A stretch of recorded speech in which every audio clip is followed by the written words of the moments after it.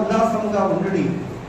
నీ రాజు నీతిపరుడును రక్షణ గలవాడును దీనుడునై గాడిదను గాడిద పిల్ల ఎక్కి నీ యొద్దకు వచ్చుచున్నాడు. ఇది జరిగిన 500 సంవత్సరాలు. అంటే ఇప్పటికీ దాని టైం మనం నోట్ చేసుకున్నట్లయితే 2526 సంవత్సరాలు. 2526 సంవత్సరాలకి ఆ కార్యాన్ని నెరవేర్చినట్టుగా మనం చూస్తూ ఉన్నాం. ఆ నెరవేర్పుని ఎక్కడ చూసాం మనం? మత్తయి సువార్త 21వ అధ్యాయంలో మనం చూసాం. ఏమనుంది అక్కడ? మీ ఎదుటనున్న గ్రామమునకు వెళ్ళుడి, వెళ్ళగానే కట్టబడి ఉన్న యొక్క గాడిదలో ఉన్న యొక్క గాడిద పిల్లయు మీకు కనబడును. వాటిని విప్పి నా ఎద్దుకు తోడుకొని రండి. ఎవడైనా మీకు ఏమైనాను అదినే ఎడలా ఇది ప్రభువుకు కావలసి ఉన్నదని చెప్పవలెను. ప్రార్థించుకున్నాను. పరిశుద్ధుడా, ప్రేమ కలిగిన మా తండ్రి, మీరు మాట్లాడితే ఎవరు వినరు. మా ప్రభు మీరే మాట్లాడండి. ఈ సమయంలో నా తండ్రి మా యోచనలు, మా ఆలోచనలు, మా మాటలు మీకు అంగీకార యోగ్యంగా ఉండులాగున మీరు మాత్రమే మాట్లాడమని, మమ్మల్ని నీ నోటి గోర మా వారికి మాత్రమే వాడుకోమని మా ప్రభువును ప్రియకుమారుడకు యేసుక్రీస్తు నామములో ఒక వినయముతో ప్రార్థించి బతిమలాడి వేడుకొనుచున్నాము తండ్రి. ఆమేన్. ప్రభువునందు ప్రియమైన వారలారా, ఇవి మనకు లిఖిత పూర్వకంగా వ్రాయబడి ఉన్నాయి. అంతేకాదు దీని మీద చలనచిత్రాలు కూడా వచ్చాయి.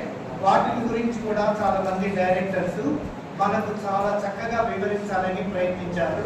అక్కడ నుంచి కూడా కొంత ఇన్ఫర్మేషన్ మనం సేకరించాం. కానీ ప్రవచనం అనేది చాలా గొప్పది. అది ఎలాగంటే ఈ మంటల ఆదివారం నుండి శ్రమల ఆదివారం వరకు, అంటే పునరుద్ధానం వరకు జరిగే విషయాలు, వాటి యొక్క ప్రారంభము ఈ రోజు నుంచే కాదు. ఈ 40 దినాలు క్రైస్తవ వీళ్ళలో లెంట్ డేస్ అని పెట్టుకుంటూ ఉన్నాం. ఎలాంటి శుభకార్యాలు చేసుకోకుండా ప్రార్థిస్తూ ఉపవాసం అంటూ ఎంతో దాన్ని గాంభీర్యంగా దాన్ని సరళిని నిర్వహించి ఉపవాసాన్ని కూడా చాటుకుంటూ ఉంటాం. ఎవరు? క్రైస్తవులమైన మనము. అయితే బైబిల్ ఏం చెప్తుంది? ఏంటి దీని అర్థం ఏంటి? ఈ మంటల ఆదివారం అంటే ఏంటో మనం చూస్తే, మెస్సియా రాజకీయంగా ఇశ్రాయేలీల జాతీయతను స్థిరపరుస్తాడని లేఖన భాగంలో ఉన్నది. ఏ రోజు కోపం ఎందుకు వచ్చేదంటే, రాజు అనే మాట ప్రిఫర్ చేశాడు అక్కడ. నేను ఒక రాజుగా ఉంటే ఇంకొక రాజా, నేను ఒక మంత్రిగా ఉంటే ఇంకొక మంత్రి, నేను ఒక ప్రధానిగా ఉంటే ఇంకొక ప్రధాని రాబోతున్నాడా అని మానవుని యొక్క జీవితంలో ఏర్పడినటువంటి ఒక అసూయ ఎంత తారాస్థాయికి చేరింది అంటే యేసు ప్రభువుని సిలువ వేసే స్థితికి వచ్చిందని మనం గ్రహించాలి. రాజుగా పరిపాలిస్తాడని ఆ వెంబడించిన జనాలు నమ్మారు. మెస్సియా అంటే కొంతమంది నమ్మారు, కొంతమంది దగ్గరే ఉన్నారు, నమ్మలేదు. జ్ఞానులు 2000 కిలోమీటర్ల నుంచి బయలుదేరి యేసు ప్రభు దగ్గరికి చేరుకున్నారు. కానీ ఆయన ప్రసవించినటువంటి ఆ శత్రువు యజమాని డైలీ చూస్తా ఉన్నాడు, వచ్చేది పోయేది చూస్తున్నాడు. కానీ ఆయన మెస్సయ్య అనే సంగతి ఆయన కూడా గ్రహించలేకపోయాడు. కానీ ఇశ్రాయేలీయులు జీవితంలో మనం చూసినప్పుడు రాజుగా పరిపాలిస్తాడని ఆ వెంబడించిన జనాలు నమ్మారు.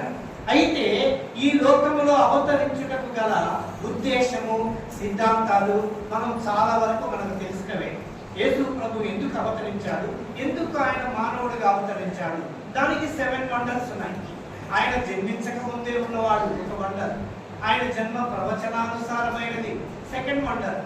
3వ వండర్ చూస్తే ఆయన జన్మతో ప్రపంచ చరిత్ర 2గా విభజించబడింది, క్రీస్తు పూర్వము, క్రీస్తు శకము. ఇంకొక వండర్ చూస్తే ఆయన పుట్టినప్పుడు ఆకాశంలో నక్షత్రం ఉదయించింది.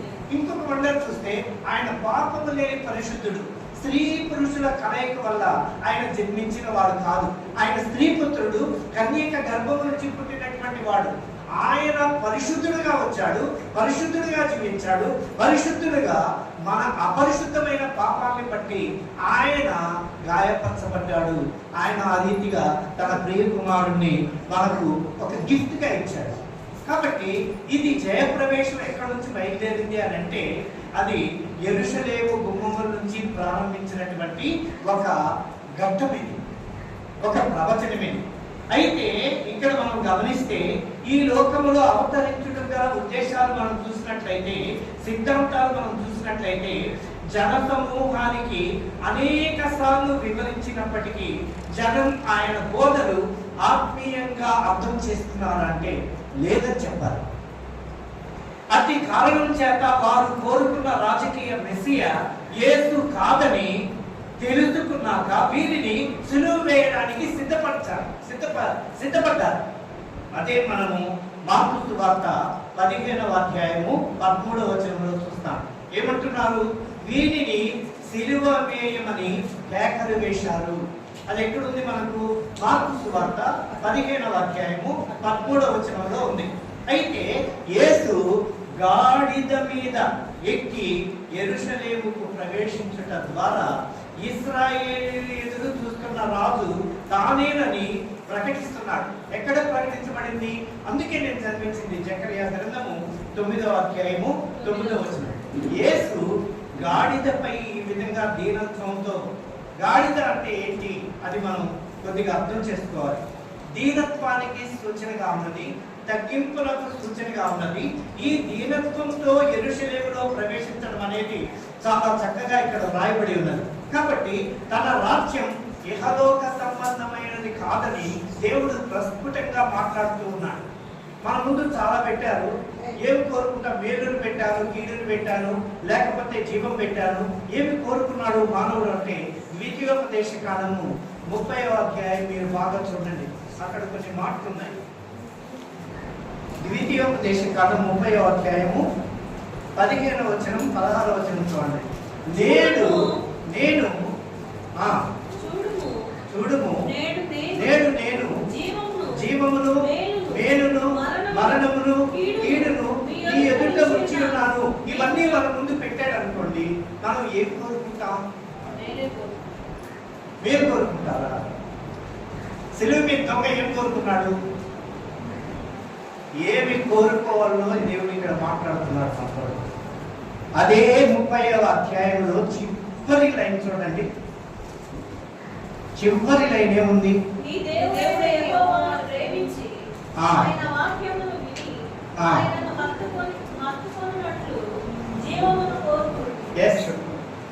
అది కోరుకునే ఆయన యేసు ఎవరో అని పరిగెత్తుకొని వచ్చి ఆయన మేడి చెట్టుకి వెయిట్ చేస్తా ఉన్నాడు. ఎవరు ఆయన? జక్కయ్య. ఆయనకు అవసరం అది. ఎంత కోటీశ్వరుడైనా, ఎంత మల్టీ మిలియనీర్ అయినా మరణశయ్య మీద ఉన్నప్పుడు ఆ వ్యక్తి కోరుకునేది వేరు కాదు. ఇంకా అయిపోయింది నా లైఫ్. ఒకవేళ లాజరు దేవుడు బతికించాడు, బతికించిన తర్వాత మళ్ళీ ఆయనకి మరణం ఉంది. కాబట్టి ఏం కోరుకోవాలి లాజరు? ఇప్పుడు జీవం కోరుకోవాలి. సిలువ మీద దొంగ ఏం కోరుకున్నాడు? ఒరే, ఈయన ఒక రాజ్యం ఉంది, ఈయన నిజంగా దేవుని యొక్క పుత్రుడు, ఈయన పాపము లేని పరిశుద్ధుడు, ఈయన రాజ్యం వేరు, ఈయన యొక్క జీవం వేరు. కాబట్టి ఆ నిత్య జీవం నాకు కావాలని ప్రభువా ఈ రాజ్యంలోకి వచ్చినప్పుడు నన్ను గుర్తు చేసుకో.